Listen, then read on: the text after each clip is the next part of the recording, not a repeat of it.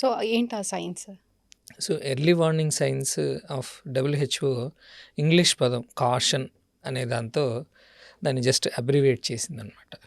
Caution అంటే CAUTION. So, ఈ caution అంటే ఏంటంటే సి అంటే change in bowel or bladder habits. Change in bowel or bladder habits అంటే ఏంటి? మనం తినే విధానంలో కానీ, లేదంటే మోషన్కి వెళ్ళే విధానంలో కానీ ఎక్కువసార్లు విరోచనాలు అవుతున్నాయి, సడన్గా కాన్స్టిపేషన్ వస్తుంది, రక్తం పడుతుంది, వెయిట్ లాస్ అవుతున్నాం.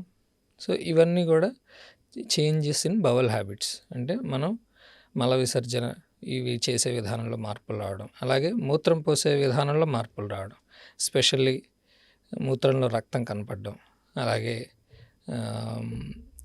మనకి పెద్దవాళ్ళల్లో ఏజ్ అయిన మగవాళ్ళల్లో ఎక్కువసార్లు మూత్రం పోవడం, ప్రోస్టేట్ ఎన్లార్జ్ అవ్వడం, కొంతవరకు అన్నీ క్యాన్సర్కి సంకేతం కాకపోవచ్చు. ఇప్పుడు WHO చెప్పేది కూడా ఏమిటి అంటే మనకి ఎర్లీ వార్నింగ్ సైన్స్ అనేవి కంప్లీట్గా క్యాన్సర్ వల్ల అవ్వకపోవచ్చు, కానీ ఇవి పర్సిస్టెంట్గా ఎక్కువ కాలం ఉంటుంటే కనుక ఖచ్చితంగా మీరు డాక్టర్ గారి దగ్గరికి వెళ్ళి అది పరీక్ష చేయించుకోవాలి.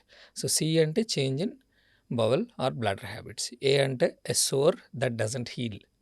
మానని పుళ్ళు ఎక్కడైనా కానీ శరీరంలో బయటికి కనిపించవచ్చు, నోట్లో ఉండొచ్చు, లోపల ఎక్కడైనా ఉండొచ్చు. సో ఈ మానని పుళ్ళు ఎక్కువసార్లు మనకి క్యాన్సర్కి కారణం అవుతాయి అన్నమాట. ఓ పుండు